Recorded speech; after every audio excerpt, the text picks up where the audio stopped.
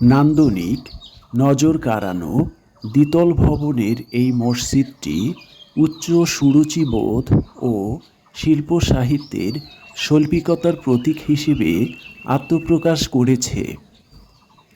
স্থানীয়ভাবে রাজবাড়ি ও রাজবাড়ি মসজিদ বা জমিদার বাড়ি ও জমিদার বাড়ি মসজিদ হলেও এই মসজিদের প্রকৃত নাম মসজিদ এ নওয়াজিশ। এখানে আমি এসেছি পুরানো স্থাপত্যের ঐতিহ্য ও ইতিহাস সম্পর্কে কিছু জানতে এবং আপনাদের সামনে তুলে ধরতে। বাংলাদেশের রাজশাহী বিভাগের সিরাজগঞ্জ জেলা সদরের অদূরেই মাত্র ৩ কিলোমিটার দক্ষিণে কালিয়াহরিপুর ইউনিয়নে আঞ্চলিক সড়কের পার্শ্বে এই জমিদার বাড়ি ও মসজিদটির অবস্থান। ইতিহাসের বিষয় হল, জমিদারি প্রথা বিলুপ্তির পরে এই অঞ্চলের জমিদার শ্যামাশঙ্কর মৈত্রীর বংশধরেরা দেশ বিভাজনের পরে তাদের স্থাবর অস্থাবর সকল সম্পত্তি তৎকালীন ধর্নাঢ্য ব্যক্তি তালুকদার ডাক্তার নওশের আলীর নিকটে বিক্রি করে ভারতে পাড়ি জমান।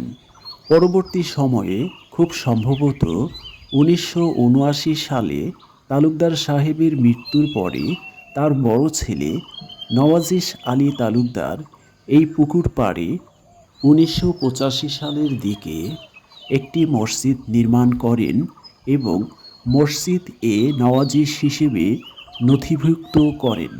এভাবেই বহমান সময়ের পর্যায়ে তার ভাতৃগণেরা ২০২০-২১ সালের দিকে আধুনিক নজর কাড়া এই মসজিদের নির্মাণ কার্য শুরু করেন।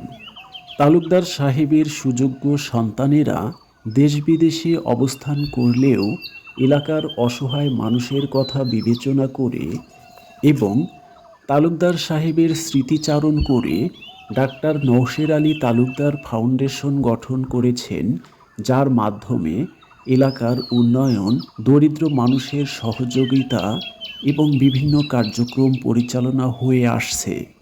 মসজিদটি পুকুরের পশ্চিম পার্শ্বে পুকুরের গভীর থেকে গেঁথে তোলা হয়েছে। দ্বিতল বিশিষ্ট ২৫০ থেকে ৩০০ মুসল্লি ধারণ ক্ষমতার এই মসজিদের অর্ধচন্দ্রাকৃতি সিঁড়িগুলো পর্যায়ক্রমে পুকুরের পাদতল পর্যন্ত নামানো হয়েছে, যাতে করে যে কোনো মৌসুমে পুকুরের পানির সাথে এই সিঁড়িগুলোর সংযোগ থাকে, বা এমনটিও বিবেচনা করা হয়েছে যে সকল মৌসুমেই মুসল্লিরা সিঁড়িতে বসে পুকুরের পানিতে অজু করতে পারবেন এবং মসজিদের ছবি বা প্রতিচ্ছবি পুকুরের পানিতে দেখা যাবে।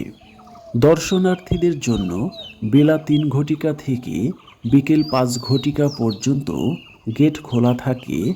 কোনো প্রকার প্রবেশ মূল্য ছাড়াই যে কোনো ধর্মের বর্ণের মানুষ দর্শন করতে পারেন কম বেশি ৬০ বিঘা আয়তনের জমিদার বাড়ি, পুরানো স্থাপত্য, মসজিদ, পুকুর, খামার, ফুল ও ফল বাগান।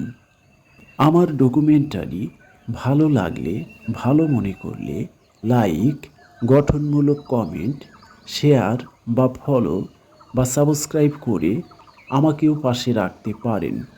আবারও দেখা হবে পরবর্তী ডকুমেন্টারিতে।